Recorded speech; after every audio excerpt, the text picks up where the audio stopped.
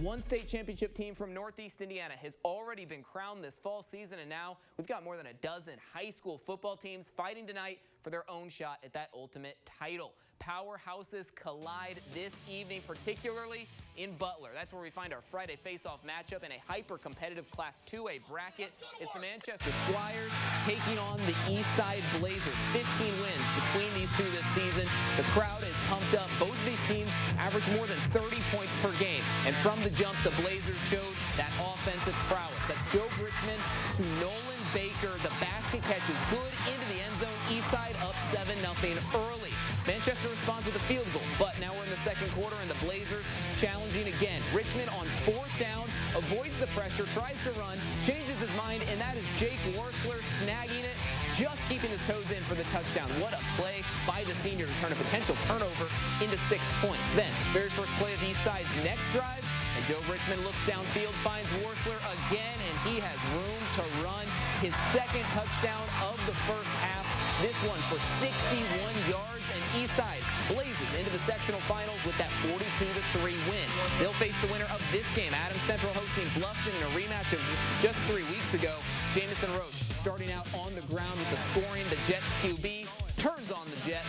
Adams Central already in the driver's seat for another win over the Tigers. Bluffton would tie it up on the ensuing kick return and stay close into the third quarter, but AC just too strong in this one.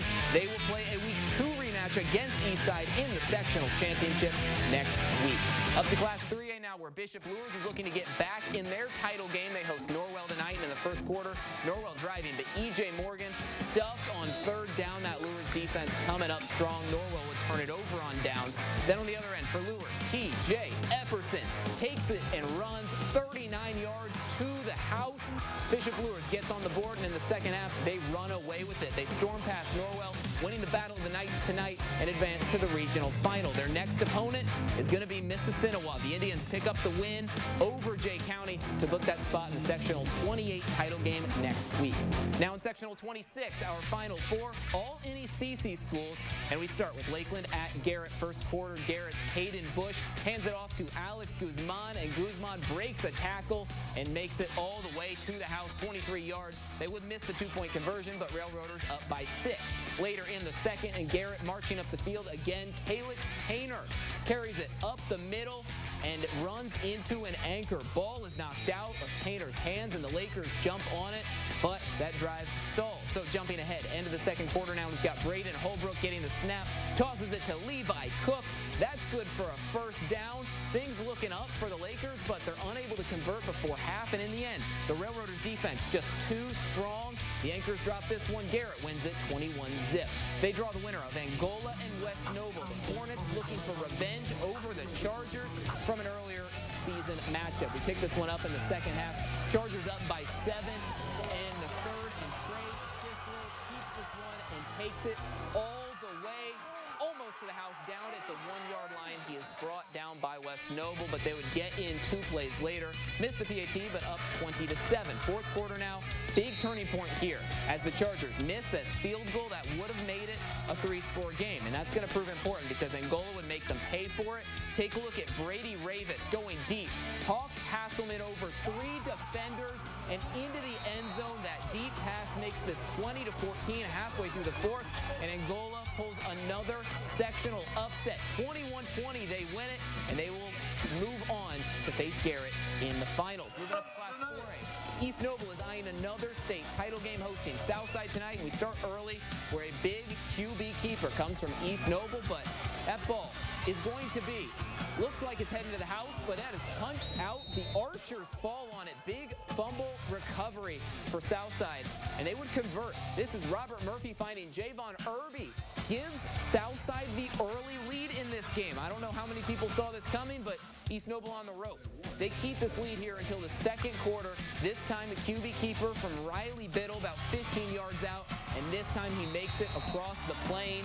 That is going to be a touchdown. This one tight all the way through. Neither team would ever get a two-score lead, but in the end, East Noble picks up the winning score in the final minute. The Knights survive and advance. That's all that matters. They will face Bishop Dwenger in the sectional finals. That's because Dwenger hosting Columbia City tonight.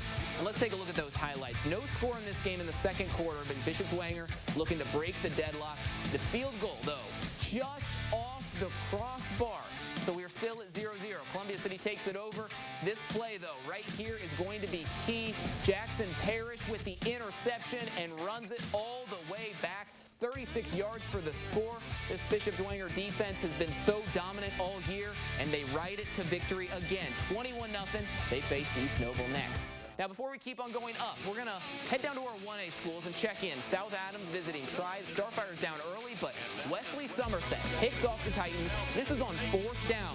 He takes this ball, and he runs, and he runs, and he keeps on running. He has passed everyone. This goes down as a 70-yard pick six for the junior, and that'll tie up this ball game. From there, it was pretty much all Starfires in enemy territory. Titus Lehman hit as he throws, but finds who else but Somerset in the end zone to take the lead. South Adams goes on to win this one big.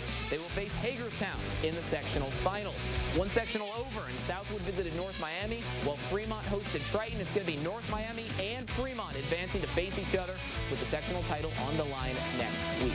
So now it's time to check in on our largest schools across the region as Class 6A and Class 5A. Those tournaments began tonight. In 6A, we've got a rematch between Snyder and Northrop. We pick things up here in the third with Max Johnson falling forward for the Snyder score. That's a touchdown. Doesn't matter how it works. It's pretty, it counts.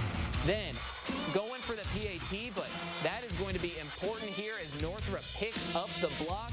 And then we stay at 10-7 until 20 seconds to play. Northrop's kicker, Maddox Shovlin, he sneaks it through. Tie game into overtime. Snyder opens the extra period with this Jermaine Smith touchdown catch, but the extra point is blocked. So Panthers are up by 6. Then it's Northrop's turn.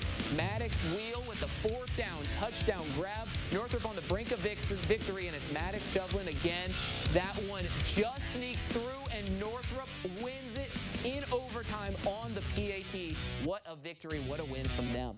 On the other side of this sectional, it will be Carroll making the trip back to Spooler Stadium next week as the Chargers shock through Elkhart to set up that rematch with Northrop. The Bruins won that earlier in the year.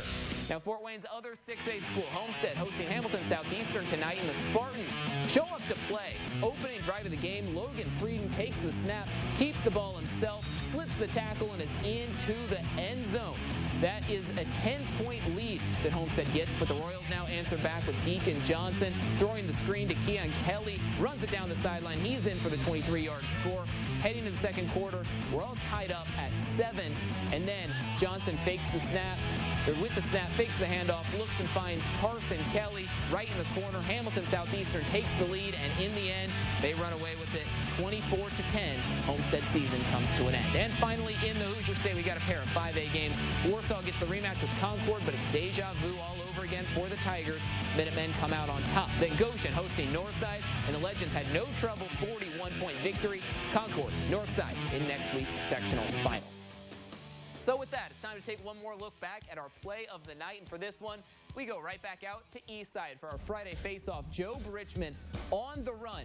Looks like he's going downfield, then tries to run it, then decides to go downfield again. That is Jake Worsler making the catch. He was falling backwards, just got his feet inbounds for the score. Had to check with the officials first before celebrating. You can take another look at this. All of this on 4th down. Crucial play for them and a big momentum boost. Eastside goes on to win and advances to their sectional championship.